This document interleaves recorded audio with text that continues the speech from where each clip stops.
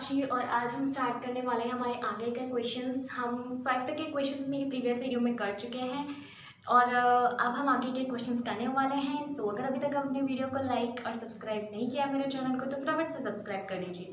चलिए करते हैं क्वेश्चन नंबर 6। फटाफट से आप भी क्वेश्चन पढ़िए और मैं भी पढ़ती हूँ। क्वेश्चन है 1.5 metre tall boy is standing at some distance from 30 metre tall building. The angle of elevation from his eyes to the top of the building increases from 30 to 60 degree as he walks towards the building. Find the distance he walked towards the building. तो फटाफट से इसका figure बनाते हैं। चलिए बनाइए। मान लीजिए एक बॉय है, ठीक है, ये एक बॉय है और इस बॉय की आपको हाइट दे रखी है 1.5 मीटर, ठीक है। ये बाय 1.5 मीटर है। यहाँ पर एक बिल्डिंग है बहुत बड़ी वाली, ठीक है, ये बिल्डिंग है यहाँ तक और इस बिल्डिंग की तरफ ये मूव कर रहा है। धीरे धीरे धीरे धीरे उन्होंने मूव किया है, यहाँ तक आ चुके हैं वो। तो जब वो यहाँ से मूव कर रहे थे तब कुछ और एंगल बन रहा था इसके टॉप के साथ में, और जब ये यहाँ पे मूव कर रहे हैं तब कुछ और एंगल बन रहा है इसके टॉप के साथ में, ठीक है। ये अपनी इसकी हॉरिजॉन्टल लाइन बना देते हैं और ये पूरा का पूरा आपको बिल्डिंग दे रखी है 30 मीटर की। क्लियर है? अच्छा, एंगल कितने दे रखे थे? एंगल अपन को दे रखे थे 30 डिग्री और 60 डिग्री, राइट ना। तो यहाँ पर जब चल रहे थे तो तब तक 30 डिग्री का एंगल बन रहा था और जैसे जैसे वो बिल्डिंग की तरफ जा रहा था तो एंगल कितने का हो गया था? 60 डिग्री का, ठीक है। तो ये फिगर है और हमें इसके अंदर फाइंड क्या करना है? हमें ये फाइंड करना है कि वो जो है कितनी डिस्टेंस ट्रैवल कर चुका है, ये हमें इसके अंदर फाइंड करना है। तो मान लेते हैं कि ये इन दोनों के बीच की डिस्टेंस हो गई है x और यहाँ से यहाँ तक की डिस्टेंस हो गई है y। तो हम ऐसा मान लेते हैं, ठीक है। तब वो कितनी डिस्टेंस वॉक कर चुका है यानी कि हमें x फाइंड करनी है, ठीक है। तो सबसे पहले मैं एक काम करती हूँ, मेरे पास में यहाँ पर मुझे y निकालना है, मेरे दोनों ही केस में बेस निकालना है, ठीक है। तो अब मैं क्या करूँगी, मेरे पास में क्या दे रखा है? परपेंडिकुलर दे रखा है। I have the perpendicular that is 30 metre, but हम इस एंगल के, इस ट्रायंगल की बात करेंगे। अगर मैं नेमिंग कर देती हूँ, ये a, ये b, ये c और ये डी, कुछ इस तरीके से मैंने जब नेमिंग कर दी है तो हम ट्रायंगल ए सी डी के अंदर की बात कर रहे हैं। ट्रायंगल ए सी डी में हम अगर बात करते हैं तो ट्रायंगल ए सी डी के अंदर आप ये ऑब्जर्व करेंगे कि हमारे पास में जो एंगल दे रखा है, बेस हमको फाइंड करना है, परपेंडिकुलर दे रखा है, तो आप कौन सा पंडित बद्री प्रसाद हर हर बोले यूज करेंगे हम इसके अंदर? आप देखिए, हमको परपेंडिकुलर दे रखा है, आपको बेस फाइंड करना है, तो हम tan थीटा वाला फॉर्मूला हमारा यूज करने वाला है। तो हमने लिखा tan theta is equals to perpendicular क्या लिखेंगे? ये बहुत ही इंपॉर्टेंट पॉइंट है यहाँ के अंदर, क्योंकि हम अगर ए सी डी ट्रायंगल की बात कर रहे हैं तो इसकी जो परपेंडिकुलर है वो पूरी 30 की 30 मीटर नहीं रहेगी, बल्कि 30 में से 1.5 माइनस हो जाएगा। तो 30 माइनस 1.5 क्या होता है? जल्दी बताइए, ठीक है। तो आपको 30 माइनस 1.5 करना है, 1 सब्ट्रैक्ट कर दिया, 29 बच गया, उसमें 0.5 सब्ट्रैक्ट कर दिया, तो 28.5 अपना जो है हमारा परपेंडिकुलर हो चुका है, ठीक है। फिर अब हम बात करते हैं कि हमारे इसमें बेस क्या है। बेस तो हमें फाइंड करना है जो कि y है, ठीक है। और tan थीटा जो है वो बेसिकली यहाँ पे tan 60 डिग्री है। tan 60 is equals to 28.5 y आ चुका है, ठीक है।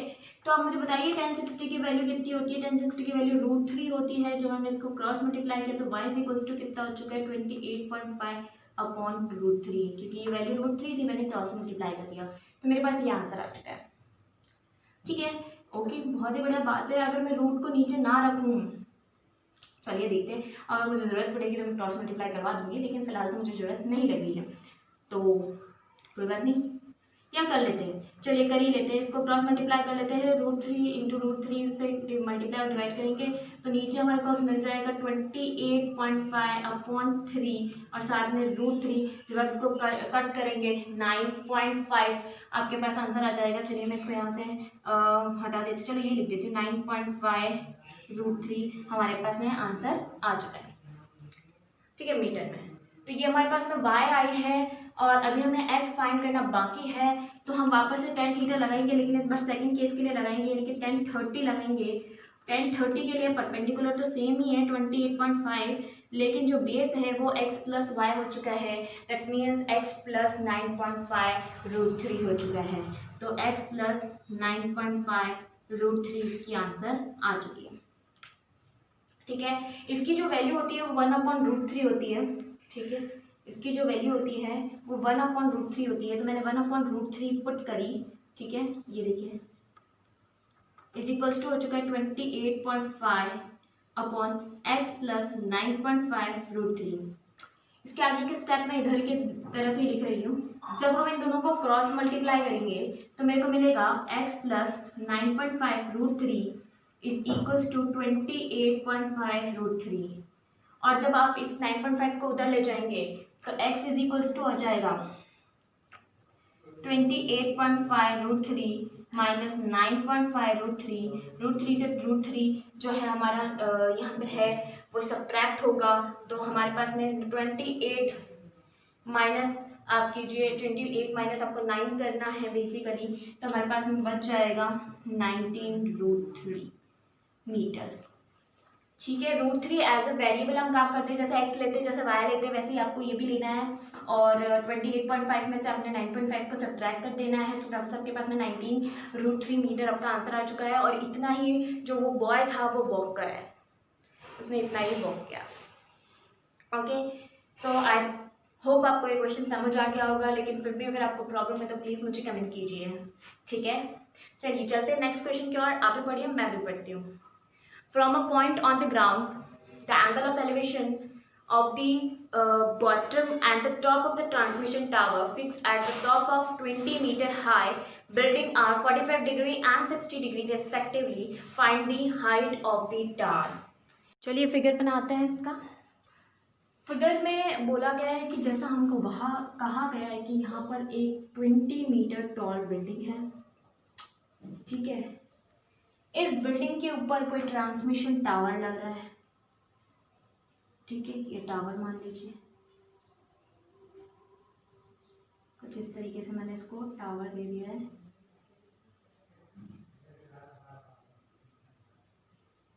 ना। ठीक है, ये टावर है। अब बोला गया है कि इस टावर के, है ना, इस टावर के टॉप और बॉटम से अलग अलग एंगल दे रखे हैं एक ग्राउंड के पे। एक एंगल दिया हुआ है और दूसरा दिया हुआ है यहाँ। That's it. तो एक 20 मीटर टॉल बिल्डिंग है, इसके ऊपर एक टावर बना हुआ है। और इस टावर के यहाँ पर बोला गया है कि इस टावर से दो एंगल बन रहे हैं। एक तो बन रहा है 60 डिग्री का और एक बन रहा है 45 डिग्री का। आपके पास में दो एंगल बन रहे हैं। और वो पूछा आपसे ये गया है कि इसके अंदर टावर की जो है हाइट क्या है, यानी कि हमें ये फाइंड करना है। अब इसको फाइंड करने के लिए आप क्या कर सकते हैं, देखिए बहुत ही ज़्यादा इजी है। हम बेस फाइंड करेंगे, दोनों का बेस सेम रहेंगे। तो हम पहले इनकी नेमिंग कर देते हैं फटाफट से। ये नेमिंग की जा रही है A B C, यहाँ पे D लिख देते हैं। ठीक है, तो इसकी नेमिंग करते हैं फटाफट से। नेमिंग के हिसाब से हम पहले बात करते हैं कौन सा ट्राइंगल की। हम बात कर रहे हैं ट्राइंगल BCD की। इन ट्राइंगल BCD, ठीक है, इन ट्राइंगल BCD, हम ट्राइंगल BCD की बात कर रहे हैं। ट्राइंगल BCD में क्या करेंगे, देखिए आप कौन सा फॉर्मूला लगाने वाले हैं परपेंडिकुलर बेस हाइपोटेनस के हिसाब से। पंडित बद्री प्रसाद हर हर बोले। तो पंडित बद्री प्रसाद हर हर बोले मैं वापस से लिख देती हूँ हमारे पंडित बद्री प्रसाद को। और आपको मुझे बताना है कि हम इसमें से कौन सा यूज़ करने वाले। देखिए हमारे पास में परपेंडिकुलर है और हमें बेस फाइंड करना, तो definitely we will use tan theta वाला फॉर्मूला। तो एक्चुअली मैं इसके अंदर थोड़ा सा डार्क कर देती हूँ इसको। ठीक है, तो ये ट्राइंगल BCD की बात हो रही है। इन ट्राइंगल BCD विजिबल है, इन ट्राइंगल BCD हम ले रहे हैं क्या, tan theta. tan theta is equal to perpendicular कितना हो चुका है 20 और बेस हमको पता नहीं है, तो मैं इसको y ले लेती हूँ। बेस हम ले लेते हैं यहाँ पे y। ठीक है, तो हमारे पास y आ चुका है, ये y है। ठीक है, y तो अब tan थीटा यहाँ पे कितना दे रखा है आपको, 1045 दे रखा है। कितना दे रखा है, 1045 is equal to 20/y and then y is equal to कितना हो गया, 20। क्यों हो गया, क्योंकि 1045 की वैल्यू क्या है, 1। हम फटाफट फटाफट से देख लेंगे, और वैसे तो 1045 की वैल्यू आपको याद ही होनी चाहिए बिकॉज इट्स टू इजी है ना 1। तो y is equals to 20 metre हो चुका है। अब हम लगाएंगे हमारे दूसरे ट्रायंगल के अंदर, इन ट्रायंगल ए बी सी 1060, ठीक है, 1060 इज इक्वल्स टू परपेंडिकुलर कितना हो गया है x प्लस 20 अपॉन y। तो y क्या है 20 है, पुट कर देती हूँ मैं, बेस हमारे पास आ चुका है 20, ठीक है। 1060 की वैल्यू कितनी होती है आपको पता है √3, तो 20 इंटू √3 हो गया, 20 √3 is equals to x plus 20 हो चुका है, ठीक है। तो हमें x की वैल्यू फाइंड करनी, तो हम x की वैल्यू फाइंड कर देंगे, x इज इक्वल्स टू कितना हो गया 20 √3 माइनस 20, दैट मीन्स इसको आगे सॉल्व कर लेंगे तो 20 और आ जाएगा 1 माइनस √3, ठीक है। दिस इज द सोल्यूशन, ठीक है। अब ये टावर की हाइट है और सॉरी √3 माइनस 1 आएगा, यहाँ पे √3 माइनस 1 होगा, ठीक है। तो यही इस क्वेश्चन का सोल्यूशन है। आप चाहे तो √3 की वैल्यू यहाँ पे पुट कर सकते हैं, जो कि लगभग 1.7 समथिंग होती है, और उसमें से माइनस करके आप 20 को 0.7 से मल्टीप्लाई भी कर सकते हैं, तो वही आपका आंसर होगा। और आप चाहें तो यहाँ पे भी इसको छोड़ सकते हैं, ठीक है। तो ये हमारा आंसर है, और इसी के साथ हमारा ये क्वेश्चन भी खत्म हो जाता है, ठीक है। तो चलते हैं नेक्स्ट क्वेश्चन की ओर। आप भी पढ़िए फटाफट से और मैं भी पढ़ती हूँ। हमारा नेक्स्ट क्वेश्चन है क्वेश्चन नंबर 8, जल्दी से पढ़िए। ये रहा आपकी स्क्रीन पर क्वेश्चन। क्वेश्चन है अ स्टैच्यू 1.6 मीटर टॉल है, ठीक है, stands on the top of the pedestal and from the point of the ground the angle of elevation of the top of the statue is 60 degree, and from the same point the angle of elevation of the top of the pedestal is 45 degree, ठीक है। तो हमें क्या find करनी है, height find करनी है। Very good question. तो हाइट फाइंड करनी है, क्या करेंगे हाइट फाइंड करने के लिए, जल्दी जल्दी बताइए।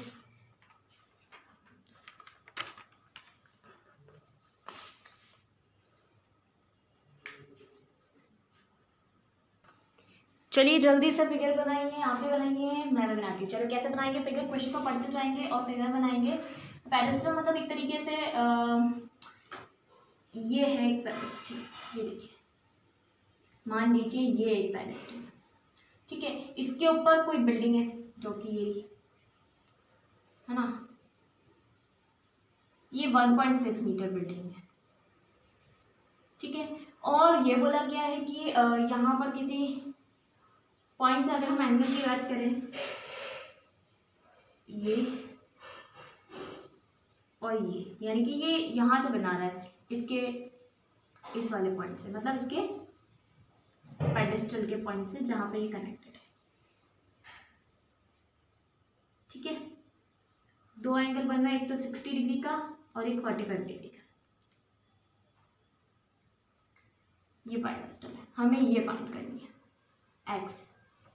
सेम कंसेप्ट, बस थोड़ा सा क्वेश्चन जो पिछली बार किया था वो थोड़ा सा चेंज है, बाकी सेम टू सेम ही है। इस क्वेश्चन के अंदर भी हम क्या करेंगे, फटाफट से नेमिंग करेंगे, जल्दी से नेमिंग कीजिए आप भी, मैं भी करती हूँ। A B C and D.